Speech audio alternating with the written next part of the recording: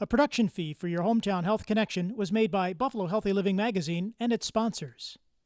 The Movement of Joy curates and facilitates conversations and performances for social change through the art and research of joy, developed by founder Naila Ansari. The company served local, national, and international communities through workshops, artist talks, education, performances, and film for the joy of people and the community. I'm Samantha Latshaw, and I'm standing outside the Ujima Theatre in the city of Buffalo for a special edition of your Hometown Health Connection. Today we'll meet an inspiring young lady sharing her movement of joy.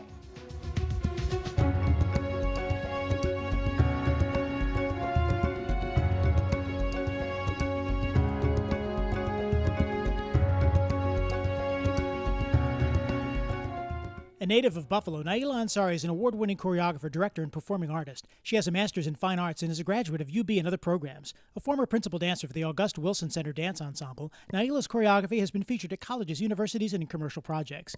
Naila is currently an assistant professor in theater and Africana studies at Buffalo State College. Her award-winning choreography, Mine Eyes Have Seen, was selected and performed at the Kennedy Center in Washington, D.C. in 2018. We'll find out more about her most recent project in a forthcoming book, The Movement of Joy. Naila's success is understandable. Her mother, Dr. Lavan E. Ansari, is CEO of the Community Health Center of Buffalo and chair of the statewide Community Health Center Association. Her dad, Fajri Ansari, is head coach of the Buffalo State Bengals men's basketball team. Coach Ansari is also the imam of Masjid Numan in Buffalo. With role models like Dr. Ansari and Coach and Imam Ansari, it's easy to see why Naila is always challenging herself, including most recently being selected as dance director of Ujima Theatre Company by the late Lorna C. Hill, which is where we caught up with Naila. I'm Samantha Latshaw, and with me today is Naila Ansari. Naila, welcome. Thank you. Thank you so much for having me. We're so excited to have you. You have such an inspiring story, and I'm just so excited to learn more about you. Oh, thank you. You look like you have been dancing forever. Yes. Tell me about how you started and when you started. I started at 2 years old at Miss Barbara School of Dance and here in Buffalo, New York, and actually did not like it. I just wanted to constantly be with my mom, and you know, it was just a weird space to be in. But I always loved moving, and so my mom saw that. My mom was also a dancer, so I started there, and then I also was into theater, which is where we're here with Ujima Theatre. And Lorna C. Hill was a friend of my mom, and she's like, okay, you gotta bring her into the theater, and that was around 6-7 years old, and that was like my first like real show, and I haven't stopped since then. Sounds like your mom was really a huge catalyst and influence to keep you in this world. Yes, absolutely. There was plenty of times where I was like, okay, Mom, I don't want to do this at all. Like I don't know why we have to keep coming here. Like what is this? And then I would say around 6, it kind of like bit me that I was like, oh, I actually really like doing this, and I think I'm actually like pretty good. I would pick up combinations fairly quickly, and I was always kind of like, you know, excited to just start to go to the studio and start to perform and that kind of thing. And then at 13 years old, I took it really seriously, and my mom championed that because that's not hard. That's a really difficult field to go into, and a lot of parents aren't necessarily always the most supportive of artists, and my parents were, and my mom was like, all right, you want to do this? We're going to go hard. And so since 13, I've been dancing, performing professionally. Absolutely. It's so important to have someone strong in your life, whether it's a parent or another supporting type adult, to keep you pushing along during these tough times. Now, you know, you've spoken a lot about perhaps some of the challenges that Black women may face in dance and mainstream academia. Talk to me about how that has influenced your choices. Yeah, so I grew up, a little background about me. I grew up in a family of academics and community leaders and organizers, so I didn't really have a choice to kind of stay silent, if that makes any sense. And it was interesting to me because I had always knew diversity growing up, because I was in spaces with people that looked like me and people that didn't look like me. And that was really important for, you know, my family, not just my immediate family, but also here, my Ujima family, were super diverse. And so going into the quote unquote real world was really difficult for me because I didn't see anyone that looked like me, and there weren't a lot of spaces of diversity. So I had to learn really quickly, like, where I came from was not the norm.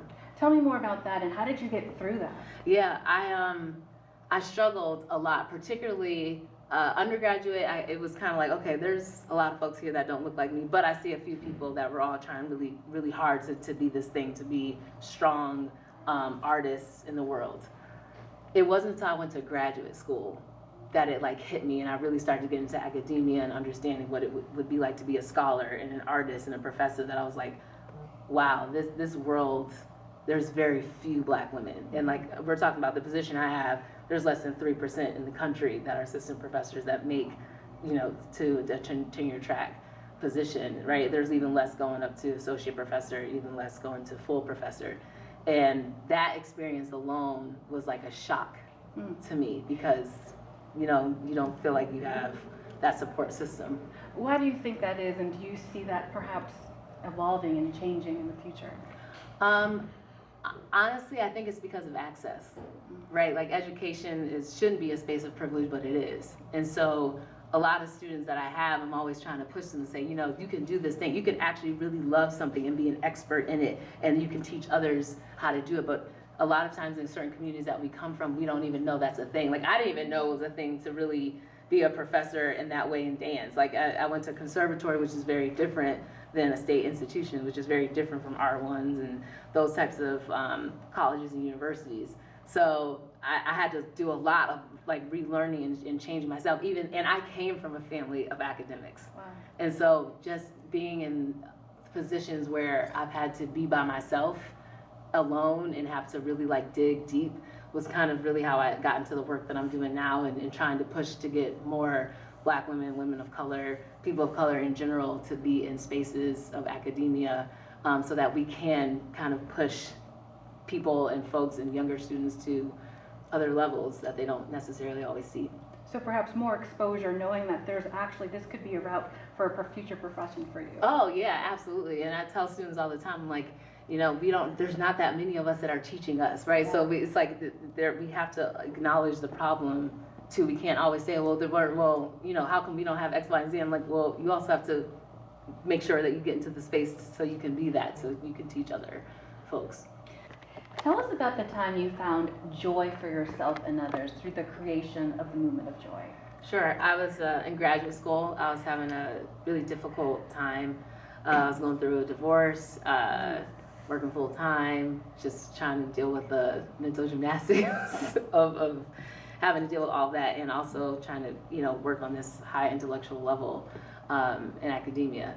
So it was difficult, and I just started to get really angry because I was the only person that looked like me, and it was difficult to kind of be myself and create work that I felt like was from me authentically.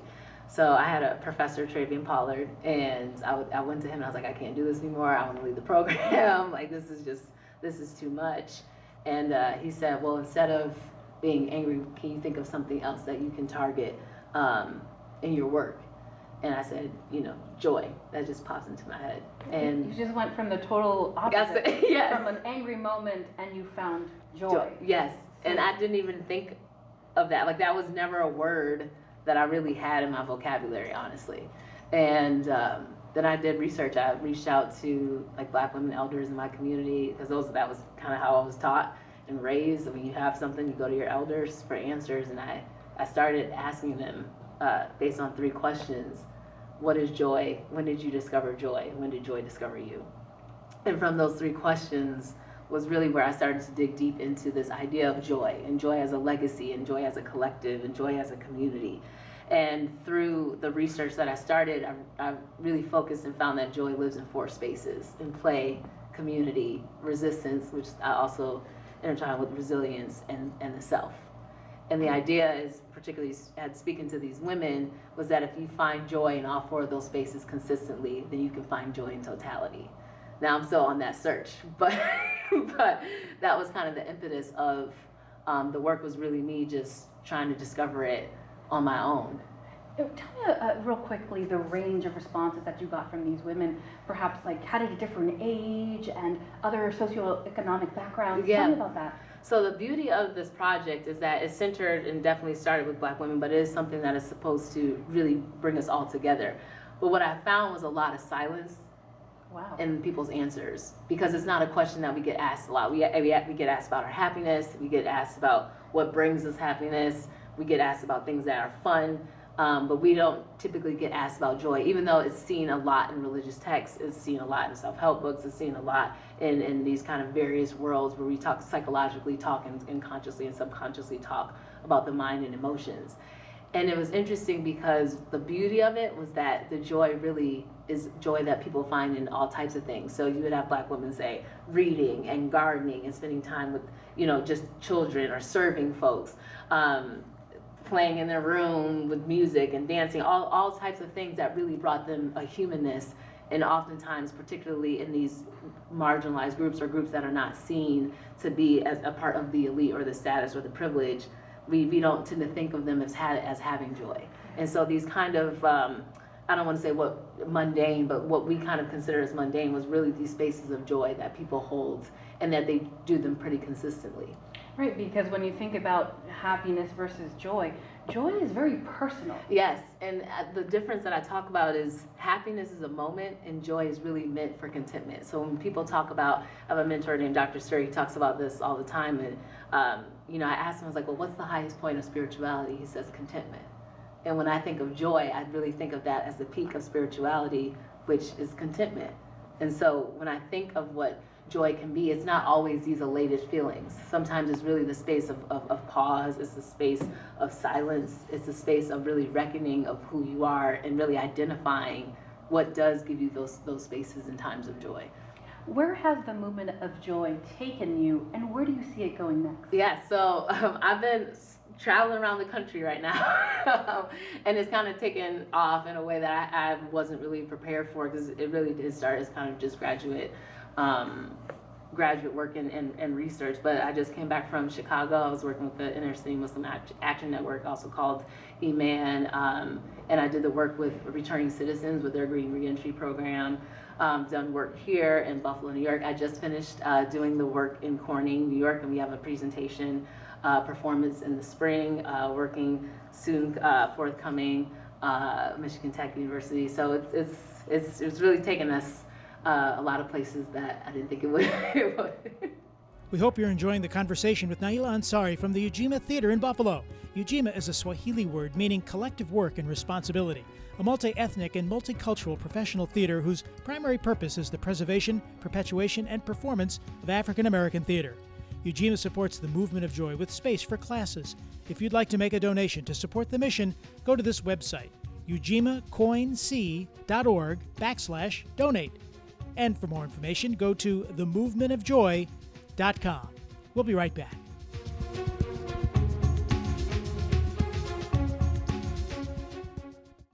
Buffalo Healthy Living Magazine is a free, full-color magazine distributed throughout Western New York. Now, more than ever, as we all want our families and friends to be safe and well, Buffalo Healthy Living Magazine is devoted to health, fitness, and nutrition for people of all ages. It's a great read and also has great recipes. Pick up Buffalo Healthy Living Magazine all over our hometown or go online anytime at buffalohealthyliving.com.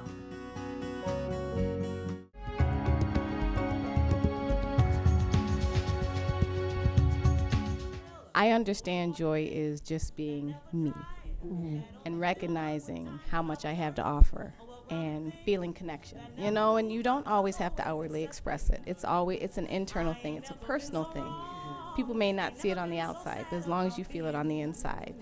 It ain't never been this dark while watching all of the lights dimming. Amazing what the mind forgets, but the body remembers. I'd trade in my trauma for a moment of tender. I'd give it all again. I'd give it all again. I'd give it all again and be touched like a woman. Amazing what the mind forgets, but the body remembers.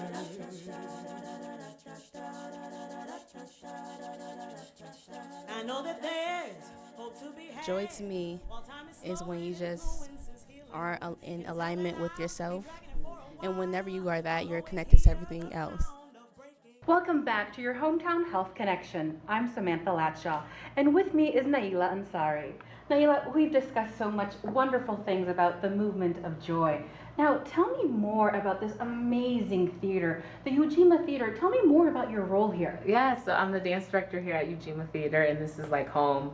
Again, I started when I was way little under Lorna C. Hill. So we've been here just a couple of years now, and this is our brand new space here on Plymouth Avenue here in Buffalo, New York, and we are so excited to be here. We're hosting so many wonderful events, programming, shows that are getting ready to happen that will come out shortly when we reveal our season, but we're in the midst of doing our Dunbar project, which is really bringing in the youth to start to bring them into the next worlds of our professionals here at Ujima Theatre.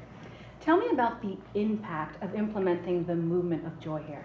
Yes, so we're all about the community. So Ujima is really based in collective responsibility and social justice work. And so the movement of joy and being able to create classes for the community. And here in this building, we have our seniors that are upstairs and to help to bring in those classes. They love line dance and they love moving. And so this is a space that's really just home to start to bring dance in here as a space for movement, for joy, and also as an approach that we've already been doing as a collective community to bring joy through our work in social justice. I'm curious to know how the seniors perhaps have also influenced this, because you spoke earlier in our first segment about how you've reached out to them for guidance. Mm-hmm. How have they influenced the movement here? Oh, they've influenced us so much. In ways I think it's been a shift. So the movement of joy is really intergenerational as well. So we have young kids, we have all the way up to our seniors, and the influence that our seniors has been super impactful to me, because it's a way for them to really open up and find their own spaces and move. So not just in a physical way, but in a mental way. Because sometimes when we get older, you start to kind of feel like, oh, I'm not as young anymore. I sometimes don't feel as vibrant. And the movement of joy has really, what I've seen in a lot of seniors, is to bring them to light and to also recognize that their joy is important too. Which I think is wonderful, because so often we identify it in children rather than our seniors. Absolutely, it's a spectrum of life. Yes, absolutely. Now tell us about this fascinating book you have coming up. Yes, so it's called The Choreographies of Black Women Joy, and I'm in the process of writing it, so just trying to give all the good vibes to continue the writing. But it's really looking at the premise of political movements that simultaneously happened with dance movements that were really championed by women, and how these movements of joy, these collective movements that were really facilitated by women, have really helped us as Black women, as Black folks, kind of get through. And it's really the story of America and how dance has really been the impetus of our joy here. Wow. Now, I'm guessing you might have turned to your elders on this as well. Yes, I did. And the book highlights various women from across the country that have really been legacy holders of some of these movements and traditions. So Michelle Gibson, folks call her Auntie T, Miss T. Miss Gibson is someone that is really vital to me in my life. She just came here to do our Juneteenth, and she did the second line. And she's one of the women that I highlight that's really continuing the legacy of the second line, which is actually attached to jazz funerals. And so she really kind of talks about what grief is and how do we expand that to our spaces of joy and celebration. So that's just one of the women. We have Michelle Bird, who runs Ladies of Hip Hop. So she's been doing that in kind of a newer kind of contemporary form of legacy holding, as well as a woman named Marjorie Smart, who passed away. That's really the pioneer of house music. So those are just a few of the people in house dance. What do you think will be the biggest takeaway from the book? I think for people to value the importance, particularly of Black women in this country, to champion these roles, to really continue to give joy. And the idea is that we've given so much that it's time for us to kind of identify it in ourselves. Wow, that's really deep. Yes. Can you go a little yes. speak more on that, please? So one thing that I've recognized, particularly in archival research, and for folks that may not understand that term, it's really this idea of collecting things that have come from the past and the documentation of it. And going through as a scholar and as an artist, recognizing that there's really not a lot of Black women voices that are held in the archives. People in color in general, but definitely particularly Black women, and that their stories haven't been capitalized and told, particularly because we do live in a space as Black folks in the oral tradition and performance traditions. And so this work is really kind of encapsulating how can we actually be seen and visualized for the work that we're doing, so that we can really have a place to understand it more for ourselves, so that we aren't just constantly giving it away without it getting credit, that we can get that credit and own it for ourselves. Now, what would you say, what can those learn that perhaps are not Black or from other communities of colors or white? What can they learn from that? I think they can definitely learn that our humanness matters and that our joy and what we do to survive on a daily basis is something that can't be mistaken for being something that's gentle or docile, right? There's a strength in the things that we've done in this country, particularly as Black women, to really keep our families together, to keep the communities together. And so this work, when I think of people that are outside of the canon of Black women, outside of the race of Black folks, is to really recognize the humanness of who they are and what they've really contributed to this country through performance. Tell me about your role at Buffalo State. Yes, so I am an assistant professor at SUNY Buffalo State College. I'm in the theater department, currently helping run the dance program, and I also work in Africana Studies as well. So I'm in both worlds, Africana Studies and theater and performance, and it's been a wonderful journey. I've actually have a lot of history at Buffalo State. My aunt was the former president there, Muriel A. Howard. My dad is the current basketball coach there. My uncle runs Upper Bound. So I grew up in Buffalo State, so it's really home to me, and to be able to be there to do the work that I'm doing is important.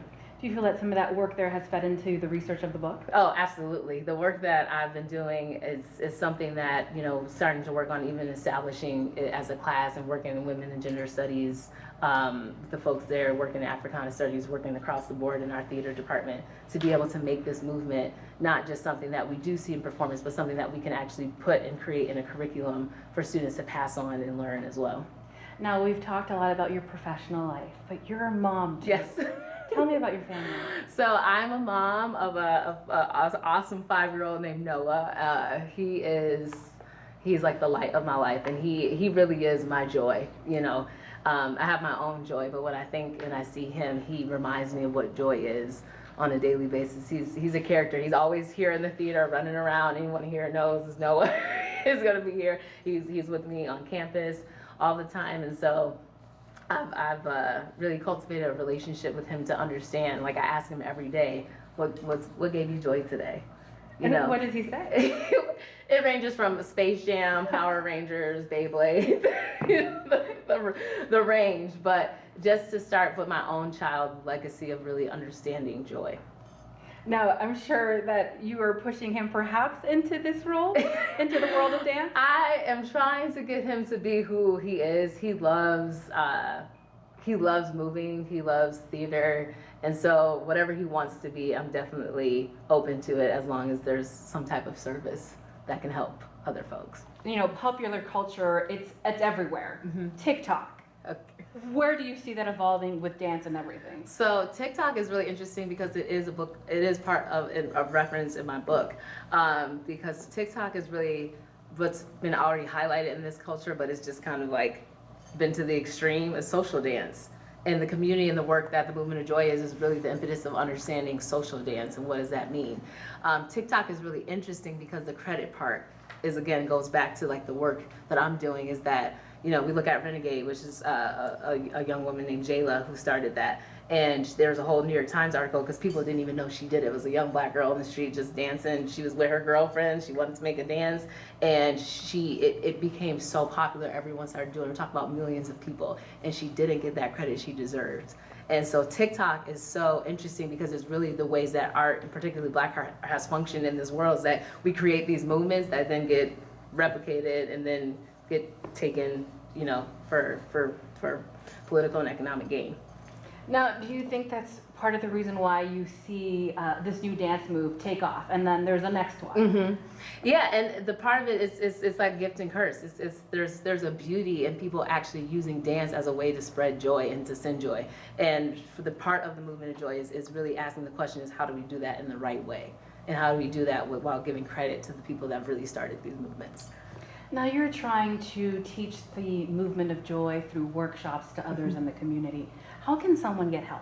Yes, so you can go to my website, themovementofjoy.com, and we have a list that you can kind of check. It's like, hey, I want to do X, Y, and Z on a contact sheet, and we'll reach out, and then we'll give you information of where our next thing will be. We're also working currently on a calendar so people know where we are in the country, but we're also working now at Ujima to start to create community classes of joy here as well.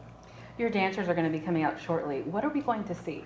So just fun, just fun, and me really talking and honing into their joy and using that as the impetus for their movement. And we'll also be listening to just different music that folks have chosen as songs for joy.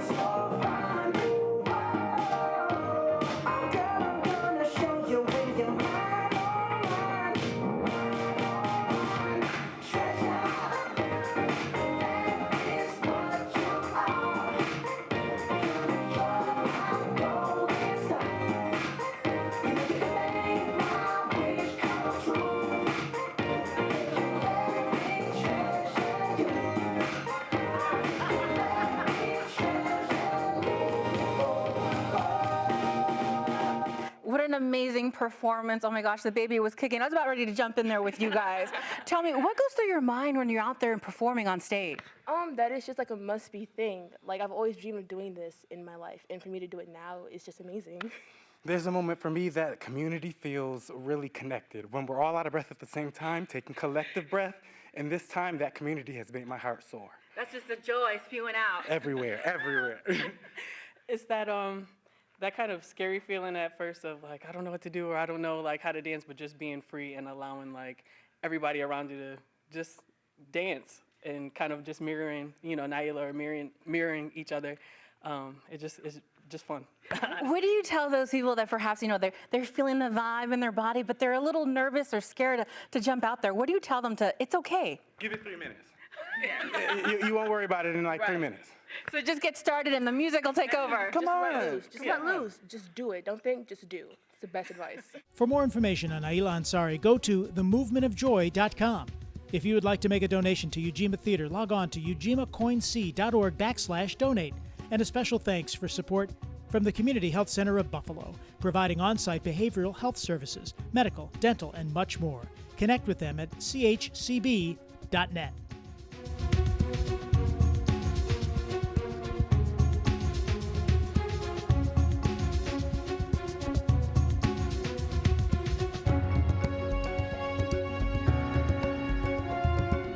A production fee for the preceding presentation of Your Hometown Health Connection was made by Buffalo Healthy Living Magazine and its sponsors.